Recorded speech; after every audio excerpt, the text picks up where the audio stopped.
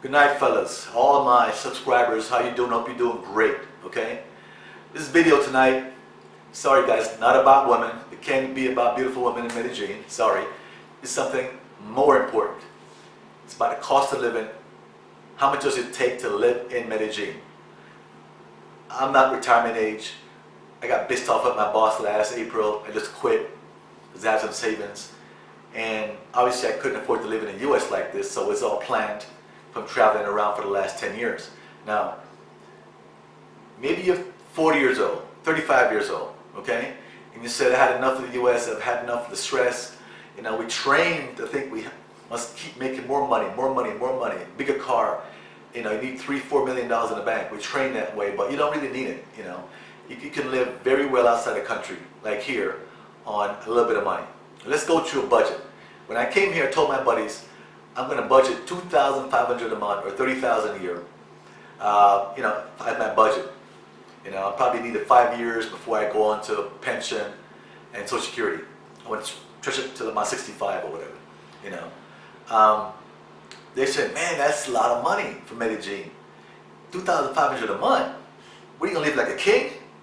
Well, one thing, I don't want to live like a poor slob because I worked 35 years and saved some money.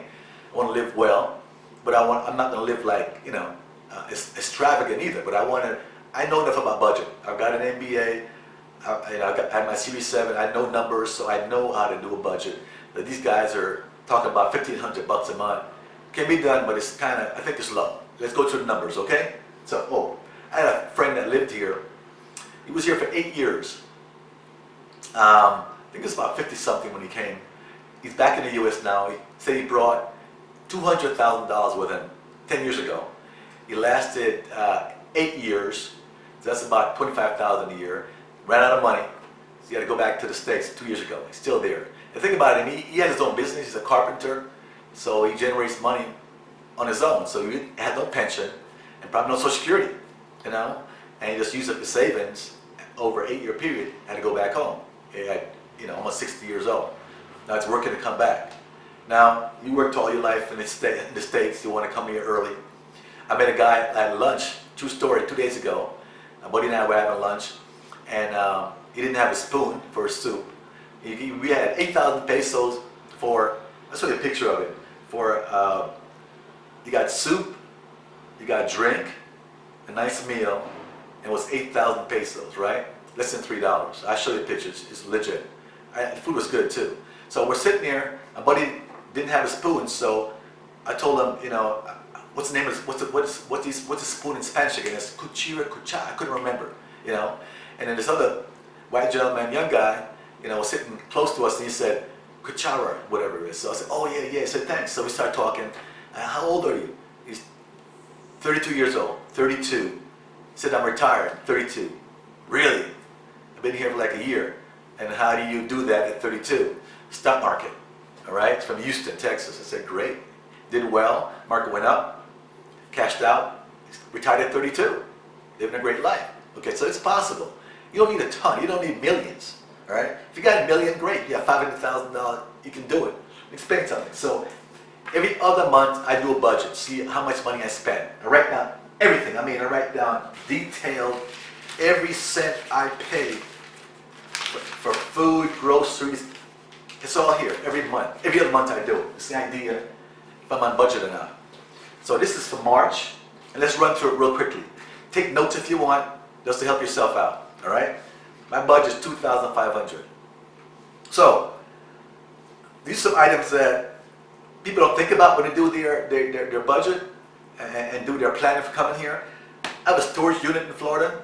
I'm paying, don't never get a giant storage unit with a bunch of stuff, pay $300 a month. I have a small 3x5 locker. I pay $17 a month, so that's part of my budget. $17 a month. Netflix, $16. Streaming service for movies and so forth, $25. And my T-Mobile bill. So T-Mobile is $71. That's $129 for all those 4 items, right? And when I get my cellular, I can go from $71 to about $25, $30 a month with my phone bill. You know, but I'm sticking with T-Mobile for now, okay? Now, rent is about $500 actually about $4.70, because I rent it from the owner, like I explained before.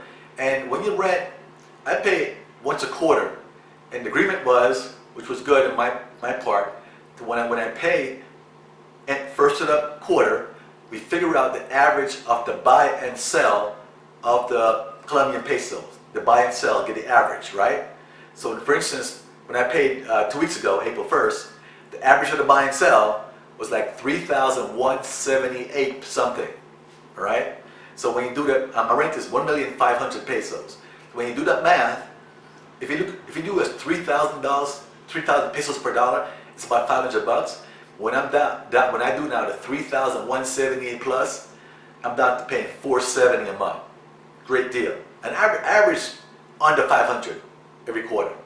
You know, you just get 3,001 something. All right. Hope you follow that. All right. So food. I go to Exoto. So it's like a Publix or Publix. I pay at $205 for the month. Got my sewer insurance. I paid $197 for sewer insurance. That's a private top line insurance policy. You don't need it. See, somebody's on the high side. You can pay $30 if you have your cellular. You can pay government policy for $30 a month. I know a lot of guys paying $30 a month versus $200. I love insurance. It's a waste of money. People say I like to be protected, all right? But when I travel, it's protecting me. So I'm paying $197 a month for sewer, classic, all right? Dinners, restaurant, $100 a month. You know, for lunch, you're averaging $3-4. For dinners, $6-7. All right. Taxi, Uber, buses, $30 a month. Kind of low? No, it isn't. Okay. I take a lot of buses in the daytime. Bus, you're going to average 2,200 one way or 4,400 COP pesos. $1.50 a round trip. Really, you know. That's what it is. So if you take a lot of buses, and it might take some Uber nighttime or the weekends or whatever, but for the month, I'm totaling $30, and I go around a lot. I don't sit in the house, you know. Utilities, cable, 114 is the average. We can round it to 120, but with the gas, water, electric, that's about $60, and then my TV and internet, and I have high speed. The minimum is 10. I get 20 megabytes, I think it's called it, because I like to download it from my YouTube, and I'm paying 60, a little under that. Actually, it's 114 on the average. Okay, I just put the US dollars. Add that all up, you know, I get 1,578. Do the math, okay? 1,578. If you're writing this down. Oh, I forgot. Big part. Might be under if I did include this. Entertainment. Now, guys can figure what that is. Entertainment. I'm putting the high, it's between 200 to 300. I put the high of 300 just for the, you know, the numbers here. 300 a month for entertainment. Okay, so I'm down at 1,578. All right, there you go. Now you say, whoa, that's all you need. Be great. What do you need 2,500? Right? Wait a minute now. That's not it. People keep forgetting things pop up every month. You know, every month. Like for March, I'm going to go to Cuba next month, May 4th, and to pay for the ticket, $325. Bam. That's not normal, right? But I want to travel every other month or so, right? Went to Bogota this month, April, last week. You got to add the fare, you and somebody else. It's like 120, 60 per person round trip. It's not expensive, but you got a hotel, $50 a night, maybe stay 2 nights, entertainment. Yeah, a little money adds up. Okay. In May I go to Cuba. I already paid for the ticket in my budget for March. What happened to May? I got to pay for hotel and food and everything else. Might be $500 in Cuba for the week, or 400. Depends on what you spend. Let's say, you know, let's throw a number in here. Every month something will pop up. So for March in my budget, pharmacy, $43. You might need some pills. You might be sick. You might need the other one that keeps you, you know what I mean, going.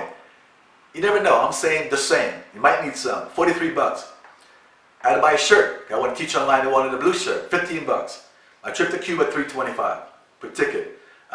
Spanish classes, 50 bucks. I stopped them now, it was 50 bucks. Some laptop accessories. I had to buy some stuff for the laptop, you know, to hook it up going directly versus Wi-Fi and so forth. 30 bucks. Laundry, 10,000 pesos a week, or it can be a little less. I have a a washing machine.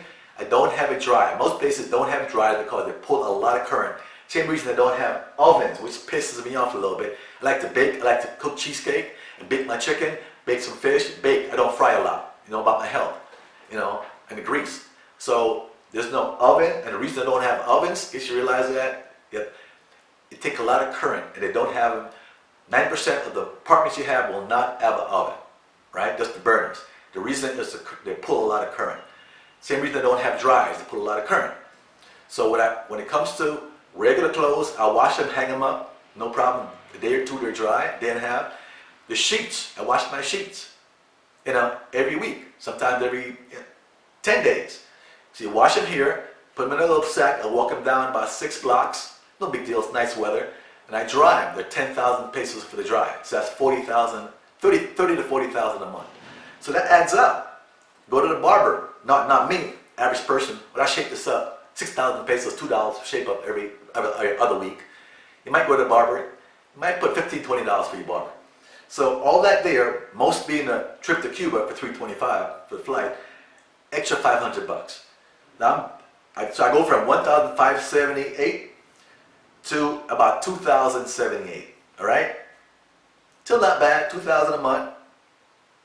Call it, because I rounded up a lot. Call it 25,000 a year. It can be done, okay? Not a lot of money, 25,000 a year. So if you're younger person, you say, man, you know, I got 200,000 save up, 100,000 save up. How am I gonna make it? Okay? If you're older, your 40s, you got 200,000, no big deal. You know, if you're 50s, great. When you guys got pension, Social Security, easy. And I live in a great apartment, a category strata 5 neighborhood, and that rent is on the high side. One bedroom. I know guys who are paying $325 for rent. Nice area, but not like right here in Morelos. But it's possible to pay $325. Okay? No big deal. Saving money there again. You don't have to get the high-speed internet. Save money there again.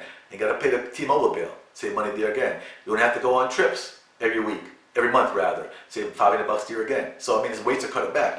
But let's be average on a real life, nice lifestyle on the high side. Talking about 25,000 a year. There are ways to make money here.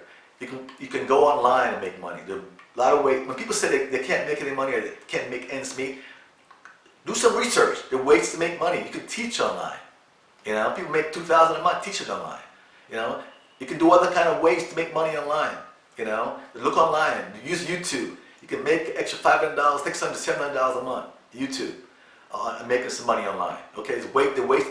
You should be no excuse to say I can't make extra $1,000 if you really put your head to it.